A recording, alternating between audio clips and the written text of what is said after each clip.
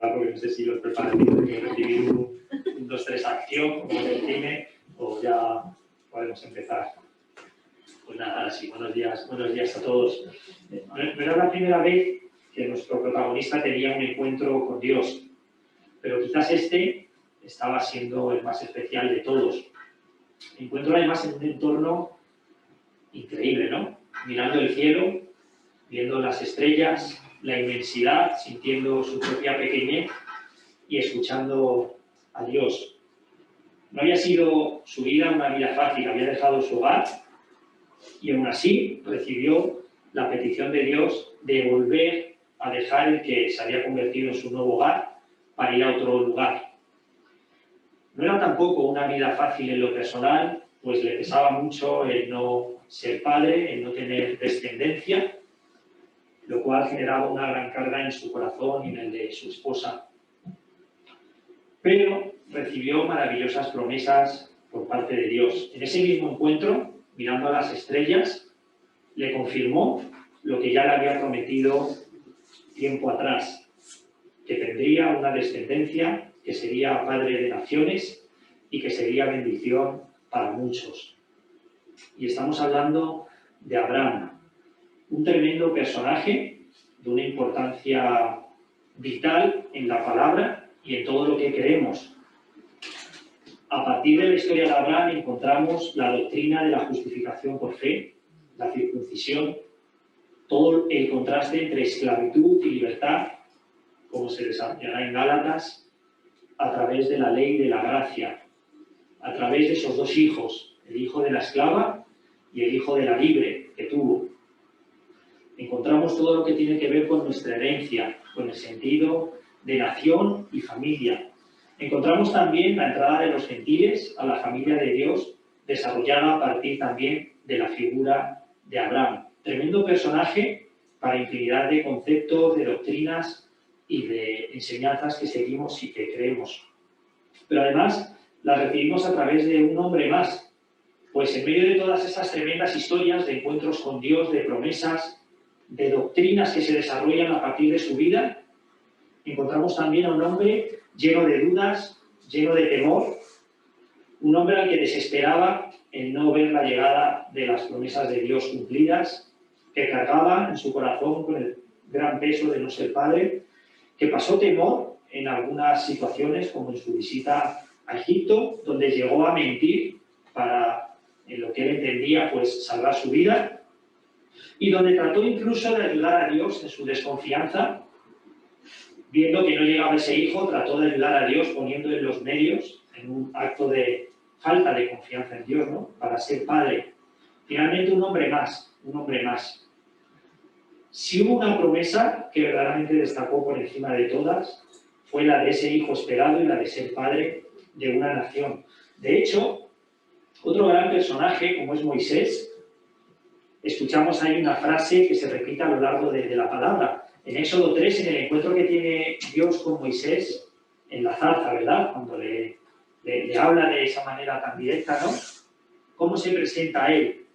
Yo soy el Dios de Abraham, el Dios de Isaac, el Dios de Jacob. Esta frase que nos muestra la trascendencia de Abraham y su descendencia, la idea de una familia que se forma de un pueblo, pues de Abraham fue su descendencia Isaac, luego vino Jacob, y a partir de ahí paramos la frase porque vendrían los hijos de Jacob, que conocemos como las tribus de Israel, y a partir de ahí, pues el pueblo de Dios, al que todo miembro judío con orgullo era capaz de citar: yo soy un descendiente de Abraham, de Isaac, de Jacob, y a partir de ahí, pues, su tribu, ¿no? Mucho tiempo después de todo esto que estamos comentando ahora, mucho tiempo después, Abraham volvió a ser protagonista de un diálogo que mantuvo Jesús con un grupo de judíos. Fue un diálogo en el que un grupo de judíos pues exaltaba con gran orgullo ser descendientes de Abraham, ser en definitiva pues judíos, y en el que lo confrontaban además con Jesús, tratando de menospreciar o hacer menos a Jesús frente a la figura de Abraham. Jesús lleva la dirección del diálogo y, en primer lugar, pues confrontará y pondrá en su lugar a estos judíos frente a Abraham. Pero, en segundo lugar, se pondrá él en su lugar frente a Abraham. Esto lo encontramos en el capítulo 8 de Juan, a partir del versículo 31 y hasta el 59.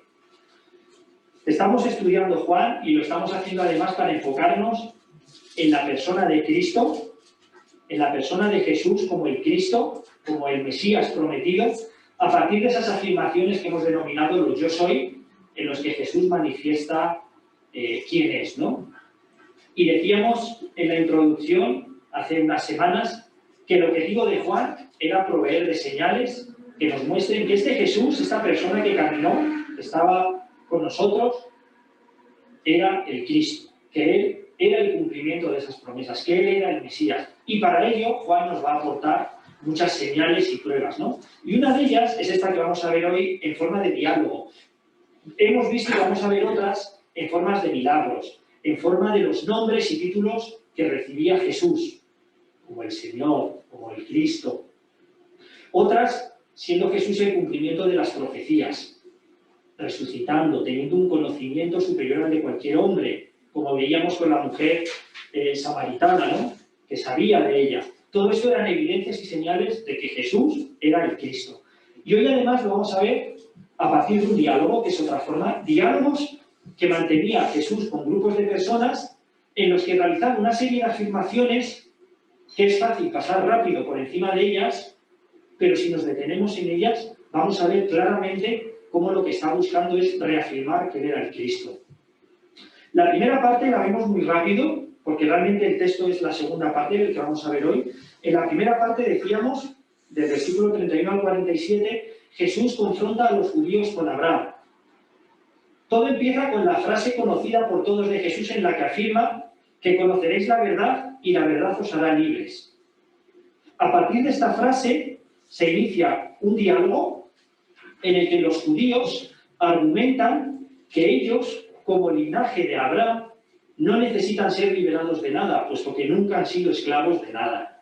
Ellos afirman que como descendientes, como hijos de esta sucesión de Abraham, Isaac, Jacob, tienen el pedigrí o tienen el sello de descendientes del gran padre Abraham, lo cual te da como un estatus automáticamente, a su entender, de pertenencia al pueblo de Dios y de ser como una especie de élite espiritual que no necesitaba ser liberado de nada. Jesús les dice, en esta primera parte, que recuerdo es en la que les confronta a ellos con Abraham, es todo hombre, sea o no descendiente de Abraham, esclavo es del pecado, les dice Jesús. Por lo tanto, necesitáis ser liberados y necesitáis conocer la verdad para ser libres.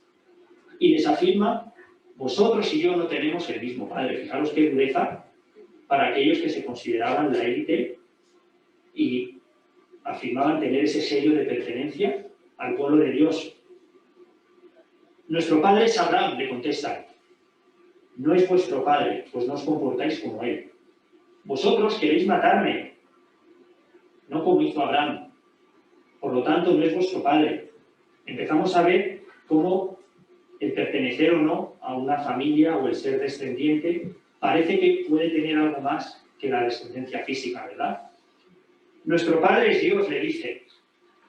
Elevan el nivel. Oye, pues ya, si con Abraham no sirve, nos vamos a Dios, que es nuestro Padre. No es vuestro Padre, pues no me amáis, no oís mis palabras. Vuestro Padre es el diablo, no sois de Dios.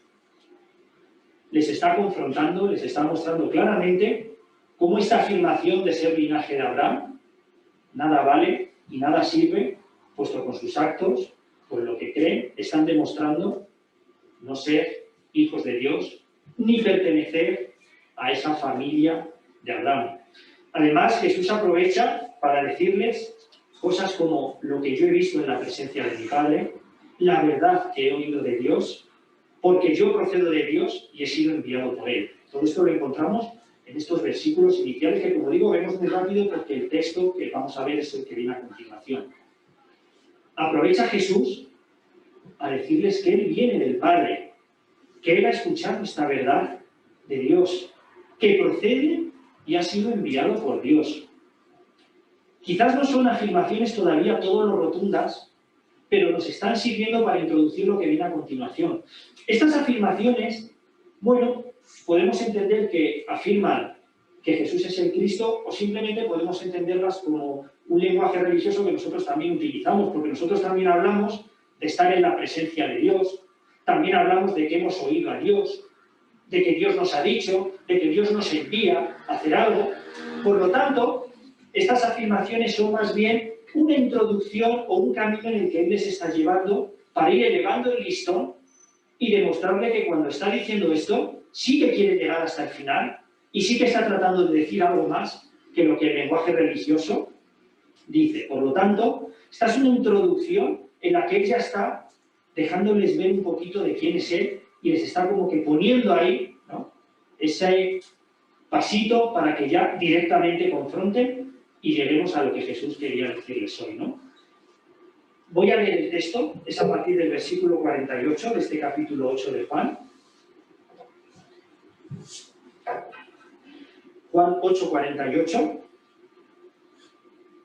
Y con esto iniciamos la sección en la que es ahora Jesús el que se no compara, sino que más bien trata de decir quién es Él, haciendo referencias a Abraham.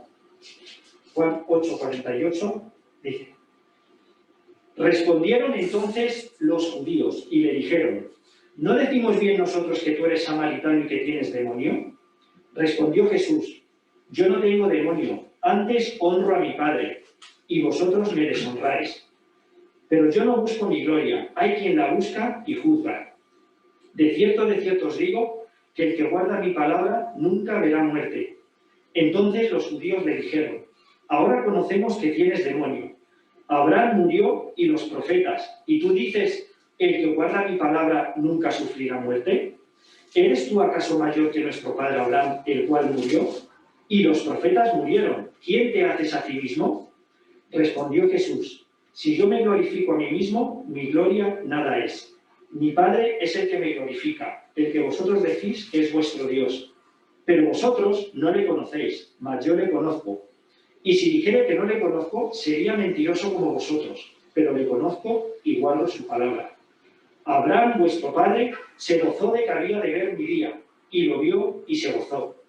Entonces le dijeron los judíos: ¿aún no tienes 50 años y has visto a Abraham? Jesús les dijo: de cierto os digo, antes que Abraham fuese, yo soy. Tomaron entonces piedras para arrojárselas, pero Jesús se escondió y salió del templo, y atravesando por en medio de ellos, se fue. Decíamos que hasta ahora no había habido unas afirmaciones rotundas, pero llega el momento de las afirmaciones directas, claras, rotundas, y en la que ya no hay duda de lo que Jesús está tratando de decir y está tratando de mostrar. El que guarda mi palabra no verá muerte. Esto ya no es algo que nosotros podemos decir.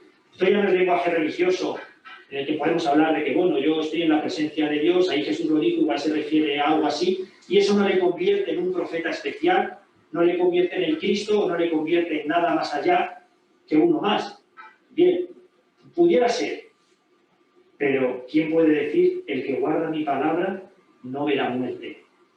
De hecho, los judíos van mostrando que están entendiendo perfectamente. Empiezan diciéndole: oye, ¿cómo que tenemos que ser libres si nosotros nunca hemos sido esclavos, ¿no? Parece que hay una pregunta como irónica en la que tratas de mostrar a quien te habla una cierta duda y casi un sentido un poco ridículo, ¿no? Hemos visto que ahora ya elevan y ya le dicen: oye, este parece samaritano. Ya sabemos lo que era para un judío ser samaritano, un insulto. Parece samaritano, ya lo están dejando caer. Parece que tiene demonio. Pero cuando dice esto, ya dicen, efectivamente, lo que decíamos, tiene demonio. Están entendiendo perfectamente cómo Jesús va elevando las afirmaciones y a dónde quiere llegar. Y ellos se van irritando cada vez más y se sienten más ofendidos cada vez. El que guarda mi palabra no verá muerte. ¿Quién te haces a ti mismo?, le preguntan. ¿Quién te haces a ti mismo? ¿Qué estás tratando de decir? ¿Quién estás tratando de decir que eres al afirmar esto?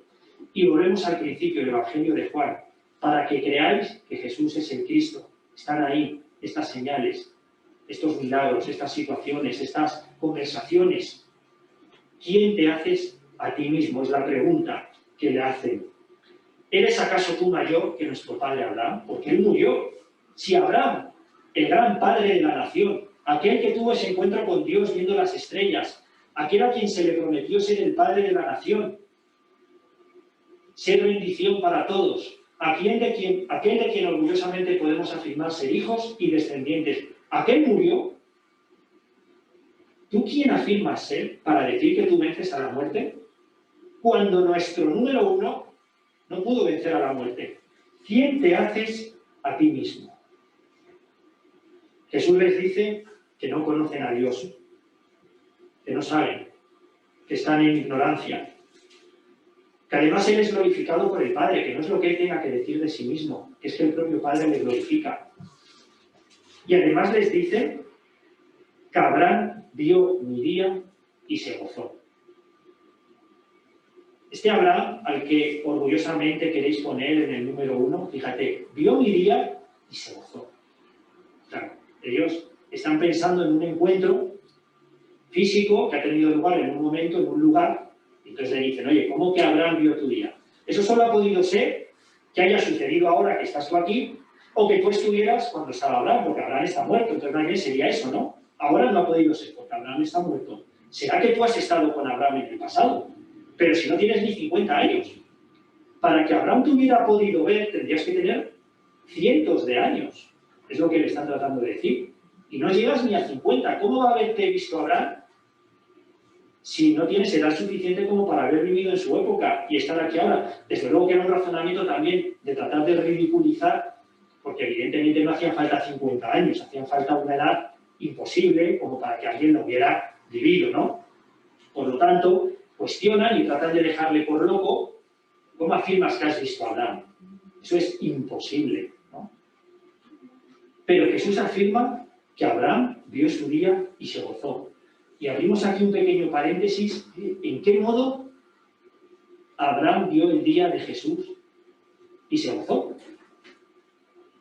Lo creemos, Jesús lo afirmó, pero sería interesante pensar en qué modo Abraham vio este día y se gozó, ¿no? Si vamos al texto en el que encontramos toda la historia de Abraham, no vamos a encontrar un texto que nos diga, y en este momento Abraham vio el día de Jesús y se gozó.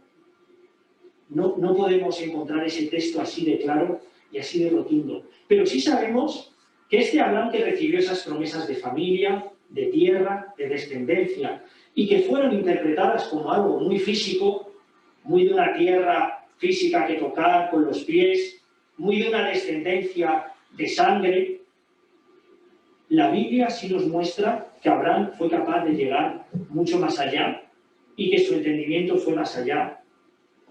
Nos dice Hebreos en el capítulo 11, si queréis lo leo rápido, son solo 2 versículos, cuando cuenta la historia de Abraham, empieza a partir del versículo 8 contando la fe de Abraham y da algunas pinceladas. Por ejemplo, en el versículo 10 nos dice que Abraham esperaba la ciudad que tiene fundamentos, cuyo arquitecto y constructor es Dios. Esa era la ciudad que esperaba Abraham.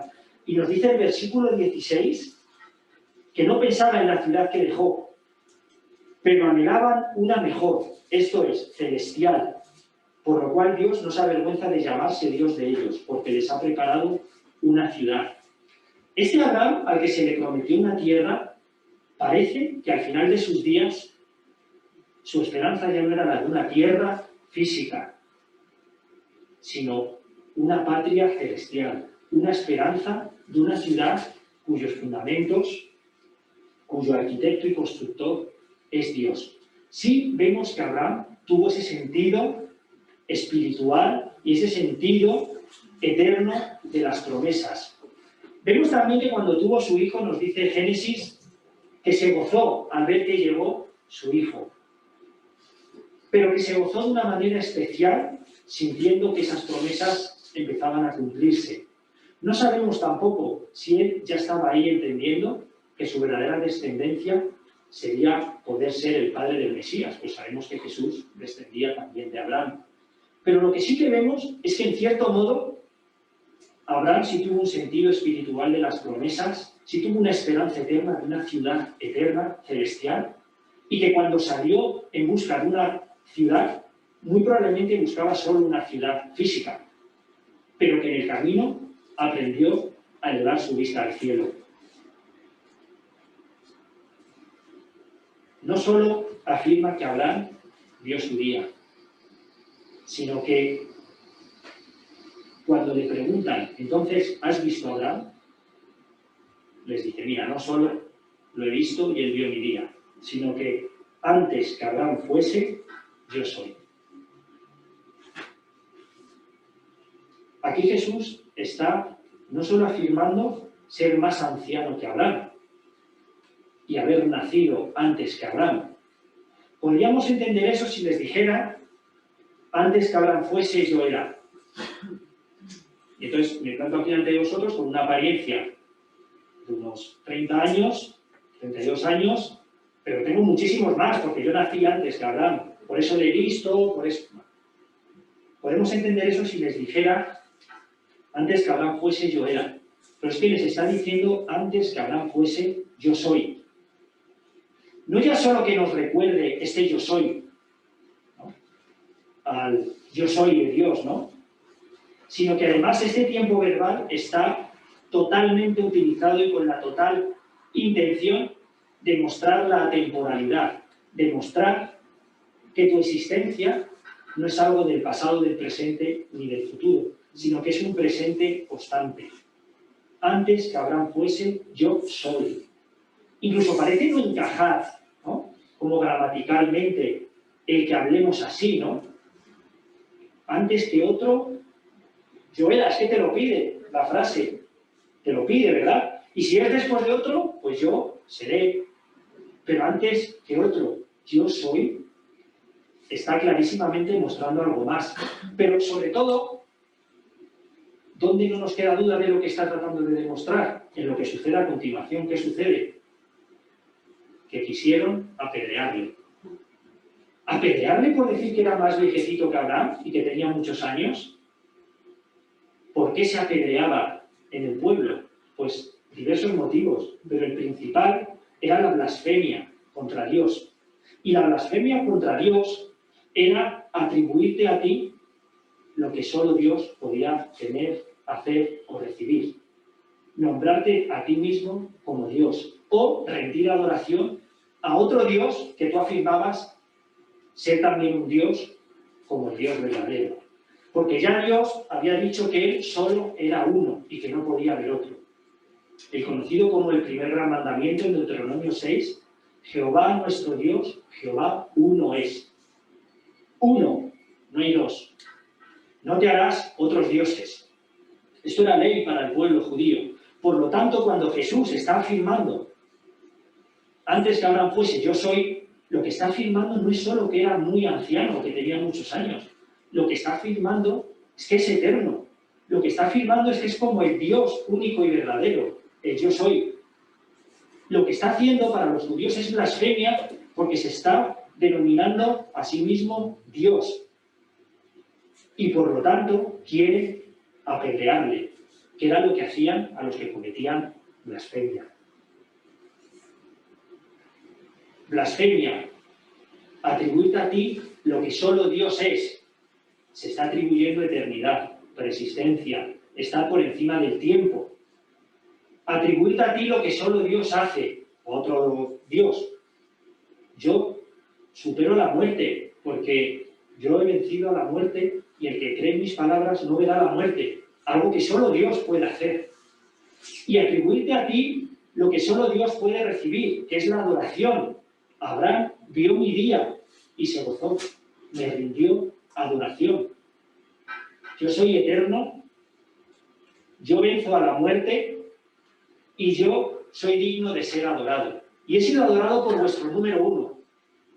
Y el resultado es que quieren apedrearle, evidentemente, porque se está haciendo Dios. Y en el Evangelio en el que se nos dice, os voy a escribir un Evangelio para que veáis que Jesús es el Cristo, se nos está diciendo, Jesús es el Cristo, porque Jesús es Dios, porque Jesús no es un profeta más, porque Él es Dios. Si queréis encontrar la Trinidad y la divinidad de Cristo en la palabra, no va a servir que busquéis en la concordancia Trinidad. No va a servir que busquéis la palabra divinidad. No vais a encontrar textos con los que convencer a nadie de una manera rotunda sobre la divinidad de Cristo y la Trinidad. Lo que vamos a encontrar en la palabra es este tipo de afirmaciones, de situaciones en las que cosas que dice Cristo o se dice de Él, clarísimamente solo son atribuibles a Dios. Y si creemos en que Dios es uno, como la palabra dice, si Jesús afirma ser Dios, o tenemos dos dioses, o tenemos la Trinidad. Si Jesús afirma que antes que Abraham yo soy, está afirmando su divinidad. Y si Jesús se atribuye nombres como el Señor, como el Hijo de Dios, que provocaban que le quisieran apedrear, es porque los oyentes estaban entendiendo perfectamente lo que estaba tratando de decir Jesús. Es que estaba afirmando su divinidad. En este caso, enfocada especialmente en la preexistencia y en su eternidad. Porque era necesario que el Cristo fuese Dios, porque no podía ser un hombre más. El Cristo tenía que ser Dios, tiene que ser Dios por una cuestión de calidad, porque el sacrificio ofrecido no podía tener pecado. Tenía que ser perfecto. Por eso el Cristo tenía que ser Dios. Además, por una cuestión de cantidad, no solo calidad, sino cantidad, porque tenía que cubrir todos nuestros pecados de todo tiempo, de toda época, de todo hombre. Por lo tanto, su tamaño, su magnitud, su capacidad no podía estar limitada.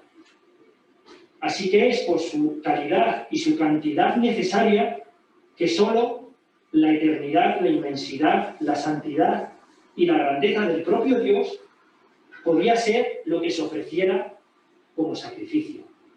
Pero es que además tenía que ser hombre. Tenía que ser hombre porque los que habían fallado a Dios no había sido Dios a sí mismo. Habíamos fallado los hombres, como nos dice la palabra, con el primer Adán. Y hacía falta que uno de nosotros, que el mejor de nosotros, fuese por segunda vez a arreglar las cosas con Dios. La primera vez fue un fracaso porque se falló. Y el primer Adán, en representación de todos nosotros, falló. Y para arreglar las cosas hacía falta un segundo hombre, uno de nosotros que nos representara a todos, así como el primero nos había representado. Por lo tanto, nuestro representante tenía que ser un hombre también, para que uno de nosotros tuviera ese encuentro con Dios para arreglar las cosas. Por eso también el Cristo tenía que ser hombre. Y tenía además que ser hombre porque iba a morir. No era una representación de la muerte. No era Dios simplemente diciendo voy a hacer como que muero y como que sufro, pero como soy Dios, pues en el fondo es como una actuación. Era un hombre porque tenía que morir y porque tenía que sangrar. Por eso, el Cristo, totalmente Dios, totalmente hombre. Y es lo que está afirmando aquí Jesús. Y qué maravillosa esperanza nos da el saber de su eternidad y de su preexistencia. No nos quedemos en que estos son temas teológicos, que bueno, pues yo no entro en ellos porque es un poco complejo, en el fondo, ¿qué más da? Yo creo en Jesús, ya esos otros temas se los dejo a quienes les gusta discutir, estudiar la Biblia, meterse en estos temas que ya son como que secundarios porque lo importante es el Evangelio. No caigamos en esto. El meditar en la doctrina de la preexistencia de Cristo, su divinidad, su humanidad también al 100%, el pensar en todo esto es una fuente de consuelo, de ayuda y de recurso inmenso como no encontraréis en otras cosas. Pensar en la preexistencia de Cristo y su divinidad te va a hablar de que Él es antes que tú. Antes que tú estuvieras aquí, Él ya estaba. Antes de que tú le conocieras, Él ya te conoce. Y te conoce desde un tiempo infinito y eterno. Te ha conocido. Y por lo tanto te ha amado desde ese momento que nuestra mente es incapaz de imaginar porque estamos limitados al tiempo. Además, su divinidad, su grandeza, hace que su capacidad de amor y de perdón sea para todos. Él no tiene que repartir entre sus hijos su tiempo, su perdón, su energía, sus horas. Él es eterno. Él trasciende a todo esto. Él no tiene que repartir entre nosotros ni dividirse para darnos un poquito de Él a cada uno. Él puede darnos a cada uno de nosotros todo Él, lo cual también nos cuesta entender porque estamos limitados. Además, cuando tú llegaste, Él ya te esperaba. Él ya estaba ahí esperándote desde muchísimo tiempo antes, un tiempo eterno que no podemos entender. Que Jesús sea preexistente, que sea eterno, que sea Dios, es una fuente de consuelo, pues te va a dar la tranquilidad de saber que no está limitado por tiempo, no está limitado por atender a otras personas dejándote de atender a ti. Su perdón va a poder cubrir a todos. Te ha conocido desde siempre y te ha amado con un amor eterno. Y cuando tú llegaste y creíste encontrarle, Él te dijo qué ganas tenía de que nos viésemos ya. Llevaba mucho tiempo esperándote. Por lo tanto, es una fuente de consuelo y de seguridad. Abraham vio mi día y se gozó. Decíamos, quizás cuando fue padre, nos dice Hebreos que tenía una esperanza celestial, y ahí podemos pensar que estaba meditando en cosas con mayor trascendencia que lo físico, pero quizás, y con esto terminamos, sí que hay un momento en el que a lo mejor podemos pensar que Abraham vio el día de Jesús y se gozó, y con esto terminamos. Génesis 22.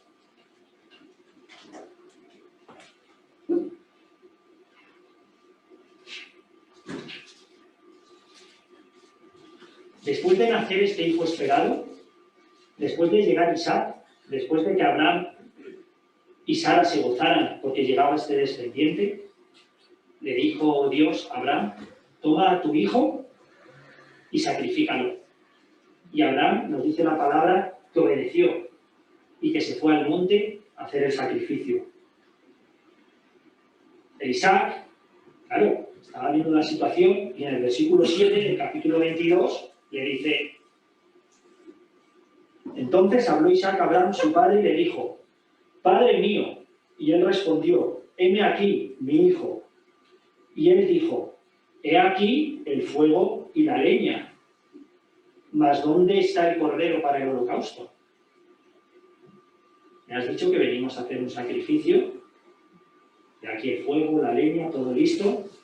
¿Dónde está el cordero? Respondió Abraham, Dios se proveerá de cordero para el holocausto, hijo mío. Dios proveerá el cordero. Y saltamos al versículo 13 porque sabemos lo que sucedió. Abraham fue a realizar el sacrificio y Dios le dijo, detente. Y nos dice el versículo 13, entonces alzó Abraham sus ojos y miró. Y he aquí a sus espaldas un carnero trabado en un zarzal por sus cuernos. Y fue Abraham y tomó el carnero y lo ofreció en holocausto en lugar de su hijo. Una casualidad, ahí trabado en un arbusto, ¿no? El cordero, ahí como atrapado, listo para que lo tomaran y lo sacrificaran, ¿no? Dios proveerá el cordero. Y dice que lo ofreció en holocausto en lugar de su hijo. Y le dijo Dios en el versículo 18, en tu simiente, es decir, en tu descendiente, serán benditas todas las naciones de la tierra, por cuanto obedeciste a mi voz. Este cordero, que fue provisto por Dios para ser sacrificado en lugar del hijo de Abraham, este cordero con el que se encontró Abraham, es el cordero que está presente en toda la palabra. El cordero esperado para ser sacrificado en nuestro lugar. Y esa simiente que verdaderamente estaba esperando a Abraham y que fue prometida a Abraham para ser bendición, no fue Isaac. Porque si vemos la historia de Isaac, se repiten los mismos errores de Abraham. Esa simiente esperada, que sería de bendición, es la que, como vemos en la genealogía de Jesús, pues vino a partir de Abraham, a partir de Isaac, y que llega hasta Jesús. Esa simiente es el Cordero sacrificado en nuestro lugar, el Cordero eterno, el Cordero que nos ha amado, que ha sido antes que Abraham, que ha sido antes que nosotros, que ha sido antes que todo, que ha vencido a la muerte y que nos da la esperanza para poder saber que nosotros también venceremos a la muerte. Así que gloria a Él, al Eterno, al único Dios verdadero, a Jesús, el Cristo.